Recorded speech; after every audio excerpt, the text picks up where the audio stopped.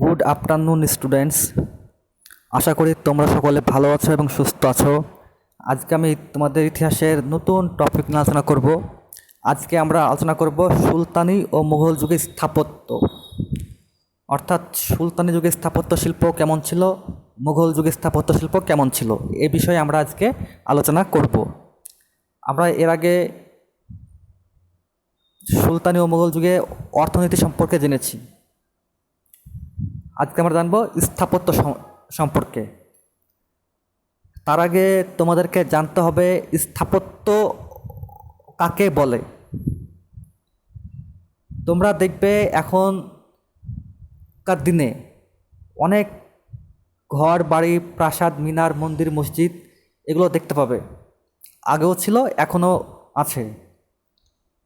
তো এই ঘর বাড়ি, প্রাসাদ, মিনার, মন্দির, মসজিদ এগুলোকে বলা হয় স্থাপত্য। আর এগুলো যারা বানায় সেই কারিগরকে, মানে যে বানায় সে কারিগরকে বলা হয় কি? স্থাপত্য শিল্পী বলা হয়।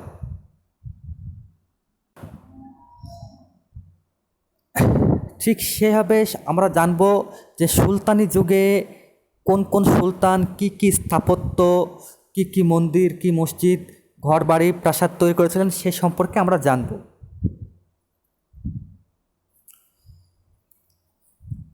তবে ভারতে সুলতান যুগ শুরু হওয়ার আগে থেকেই ভারতে আরবি বা মুসলিম স্থাপত্যের চিহ্ন রয়েছে। দিল্লির সুলতানদের আগে তৈরি মসজিদের ভাঙা অংশের খোঁজ পাওয়া গেছে গুজরাটে। এর থেকে বোঝা যায় যে ইসলামীয় স্থাপত্য শিল্প ভারতে সুলতানির আগেই এসেছিল। আর ইসলামীয় স্থাপত্য শিল্পের মূল বৈশিষ্ট্য ছিল কি? খিলান আর বড় বড় গম্বুজ, যেটা আগে কোনো ভারতীয় স্থাপত্যে ছিল না। ইসলামীয় স্থাপত্য সেই খিলান এবং গম্বুজ ভারতীয় স্থাপত্যে নিয়ে আসে। তবে সুলতানি শাসন জারি হওয়ার পরেই ভারতীয় এবং ইসলামীয় স্থাপত্য মিলেমিশে ইন্দো ইসলামীয় স্থাপত্যরূপে পরিগণিত হয়। অর্থাৎ আমাদের ভারতীয় এবং ইসলামীয় দুটো স্থাপত্যের সংমিশ্রণে আমাদের ভারতে প্রচুর স্থাপত্য শিল্প সুলতানি যুগে গড়ে ওঠে। সুলতানরা যে দেশের শাসক, তারা যে ক্ষমতাবান সেটা বোঝানোর দরকার ছিল। আর তাই তারা বড় বড় স্থাপত্য তৈরি করত। এই স্থাপত্যের মাধ্যমে বোঝা চাইতো যে তিনি কত বড় সুলতান। সুলতানরা ধর্মচর্চার জন্যে মসজিদ, মিনার, পড়াশোনার জন্যে মাদ্রাসা, থাকার জন্য প্রাসাদ, দুর্গ এসব বানানো শুরু করেছিল। আর সুলতানরা এবং তার আত্মীয় এবং অভিজাতরা কেউ মারা গেলে তাদের স্মৃতিতে সৈধ বা মিনার তৈরি করা হতো। তবে মাঝে মধ্যে সুলতানরা নিজেদের জীবনকালেই নিজেদের সমাধি সৈধের মূল কাঠামোটি তৈরি করে রাখতেন। অর্থাৎ সুলতান মারা যাওয়ার আগেই এমন একটা সময় তৈরি করে রাখতেন যেটা তিনি মারা গেলে তাকে ওই মানে ওখানে সমাধি দেওয়া হতো। আর সব স্থাপত্যের গায়ে লেগেছিল শিল্পের ছোঁয়া।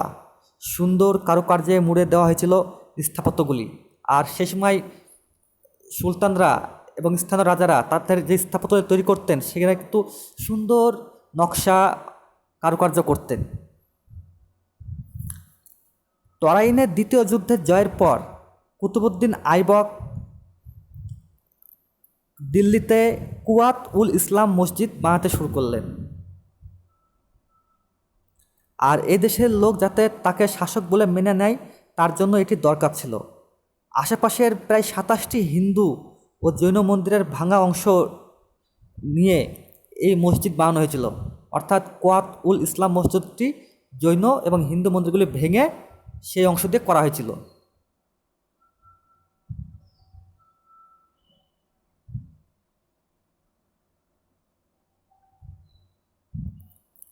আর তাই এই মসজিদে হিন্দু, জৈন, ইসলামীয় স্থাপত্য শিল্পের মিলমিশ নজর টানে। এই মসজিদের মিনারটি হলো কুতুব মিনার। এই মিনার সুলতানি শাসনের প্রতীক হয়ে উঠল। কুতুবউদ্দিন মারা যাওয়ার পর মিনারটি বানানোর কাজ শেষ করলেন ইলতুৎমিশ। অর্থাৎ কুতুবউদ্দিন নির্মাণ করতে করতে তিনি মারা গিয়েছিলেন। ইলতুৎমিশ মানে এই স্থাপত্যটির নির্মাণ শেষ করেছিলেন। ইলতুৎমিশের নিজের বানানো সমাধি সৌধটি এই যুগের আরও একটি চমৎকার স্থাপত্য ছিল। সুলতান আলাউদ্দিন খলজির আমলে তৈরি হয় আলাই দরজা। এটি ইন্দো ইসলামীয় স্থাপত্য শিল্পের অসাধারণ নমুনা। লাল বেলে পাথরের তৈরি এই দরজা যেন সুলতান হিসাবে আলাউদ্দিনের ক্ষমতার একটা বিশাল প্রতিফলন। আর এই দরজার গায়ে আল্লাহর কথা নয়, খোদাই করা হয়েছিল সুলতানের প্রশংসা, অর্থাৎ আলাউদ্দিন খলজির নিজের প্রশংসা এই গায়ে লিখে রেখেছিলেন। এমন কাজের নমুনা সে যুগে বিরল। আর এই আলাই দরজা ছিল কুতুবউদ্দিনের চত্বরই, মানে কুতুবউদ্দিনের কাছেই।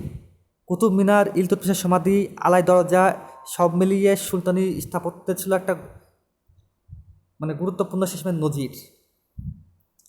তুগলক সুলতানরা নগর এবং শহরের পরিকল্পনায় দখল দেখিয়েছেন, অর্থাৎ তুগলক সুলতানরা বেশি বেশি করে শহর এবং নগর তৈরি করতে চেয়েছিলেন। মোহাম্মদ বিন তুগলকের দৌলতাবাদের দুর্গ শহরে তেমন পরিকল্পনার ছাপ দেখা যায়। অর্থাৎ মোহাম্মদ বিন তুগলক জাহানপনাহ নগর তৈরি করেছিলেন, আমরা জানি। এছাড়াও তিনি আদিলাবাদ, দৌলতাবাদ দুর্গ তৈরি করেছিলেন। ফিরোজ শাহ তুগলকের আমলে মুঘল স্থাপত্যের একটা স্বর্ণযুগ বলা যেতে পারে। ফিরোজ শাহ তুগলকরাও শহর নগরের দিকে বেশি ঝোঁক ছিল। ফিরোজ শাহ তুগলক ফিরোজাবাদ শহর তৈরি করেছিলেন। এছাড়াও দিল্লির তুগলকবাদে গিয়াসউদ্দিন তুগলকের সমাধি, খাড়া দেওয়ালের বদলে গম্বুজ বসানো ঢালু দেওয়াল ছিল এর বৈশিষ্ট্য। ইন্দো ইসলামীয় স্থাপত্য রীতিতে লোদি সুলতানদের গুরুত্বপূর্ণ অবদান ছিল। আটকোনা সমাধি সেতুগুলি, অর্থাৎ লোদি সুলতানরা যে সমাধি তৈরি করতেন সেটা ছিল আটকোনা, চওড়া বাগান ঘেরা চত্বরে এই সমাধি। আর চত্বরগুলির প্রবেশ পথে তৈরি করা হয়েছিল বড় বড় দরজা। অতএব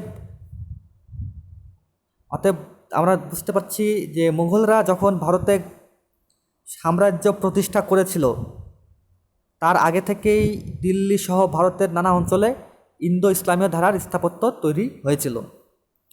তাহলে আজকে আমরা শুধুমাত্র সুলতানি যুগের স্থাপত্য সম্পর্কে জানলাম।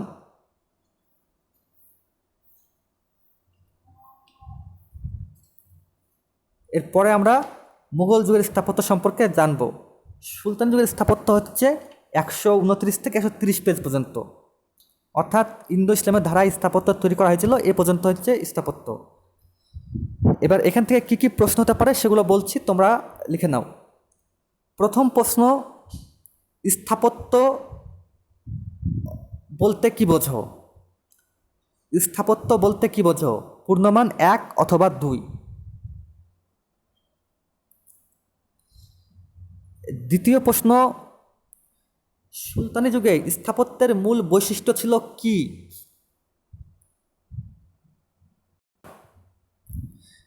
আরেকবার বলছি, সুলতানি যুগে স্থাপত্যের মূল বৈশিষ্ট্য কি ছিল? পূর্ণমান 2। তারপরের প্রশ্ন, কুয়াত উল ইসলাম মসজিদ কে তৈরি করেন? পূর্ণমান 1। তারপরের প্রশ্ন, কুতুব মিনারের নির্মাণ কাজ কে শুরু করেছিলেন বা কুতুব মিনার কে তৈরি করেন? এর সাথে লিখবে এর নির্মাণ কাজ কে শেষ করেছিলেন। কুতুব মিনার কে তৈরি করেন এবং এর নির্মাণ কাজ কে শেষ করেছিলেন? পূর্ণমান 2। তারপরে কোশ্চেন, আলাই দরজা কে তৈরি করেছিলেন? আলাই দরজা কে তৈরি করেছিলেন এবং এটি কোন পাথরের তৈরি? আলাই দরজা কে তৈরি করেছিলেন এবং এটি কোন পাথরের তৈরি? তাহলে আজকে আরও একটা কোশ্চেন আছে, সেটা হচ্ছে খুব ইম্পর্টেন্ট। সেটা হলো